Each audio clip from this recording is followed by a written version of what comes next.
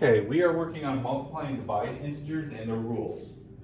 So when we multiply and divide, it's the exact same rules for both operations. It doesn't matter if we're multiplying or dividing. And the rules basically are very simple to tell whether the answer will be positive or negative.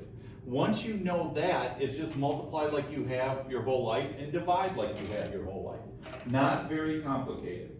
So on my first two examples, this is how you will see multiplication written out a lot. Numbers next to each other in parentheses, or using a dot. So when we go to solve the first one, the first rules for multiplying and dividing is to count how many negative numbers there are in the problem. If there's an odd amount of negatives, the answer to the problem is negative. If there's an even amount of negatives, the answer is positive. So if I have 2, 4, 6, 8 negatives, the answer is positive. If I have 1, 3, 5, 7, and so on, negatives in the problem, the answer is negative. So when I look at this, I count 1, 2 negatives. That means my answer is positive. Okay? So I don't have to worry about using negatives and positives when I multiply. If I know it's going to be positive, I just go 5 times 4 is 20.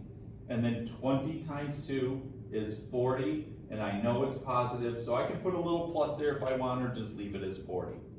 When I come over here, there's 1 negative in the problem. That's an odd amount, so I know my answer will be negative.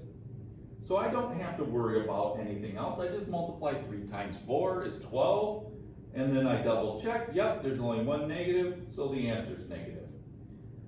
On my next examples, I have one with 3 numbers, but all of them have the same sign, and I have a division problem.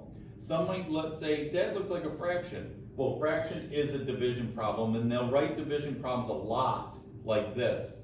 So on this one, number 3, we see that there are 3 negatives.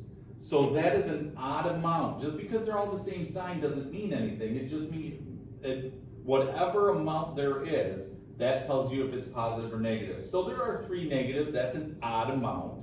So I know my answer is negative.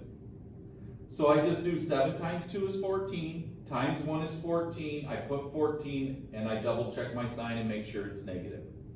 On number 4, we're dividing. Dividing is the same rules. There is 1 negative in the problem, the answer is going to be negative, and I do 18 divided by 3 is 6, and I put the negative in front. So division and multiplication are the same rules. You just got to get used to what they're going to look like because they're a lot different from what you're used to.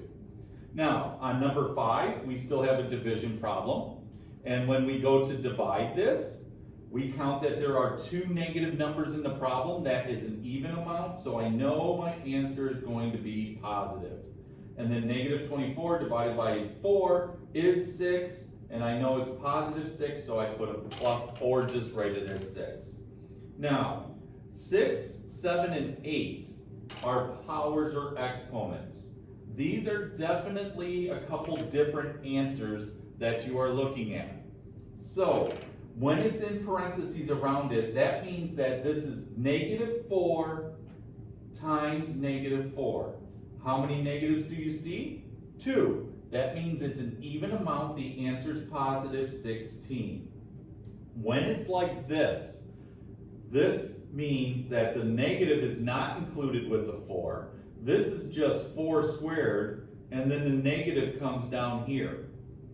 So we do 4 times 4, which because they're both positive, there's no negatives, that means it's a positive answer. However, when you get down here and the negative sign's down there, the final answer or final value is negative 16.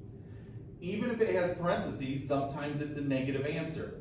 This is negative 3 to the 3rd power, which means negative 3 times negative 3 times negative 3. How many negatives are there? 3. That's an odd amount. So that means the answer is going to be negative.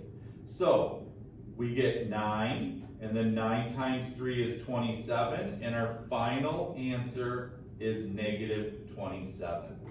So I hope these examples help you on determining whether an answer is positive or negative with multiplication and division.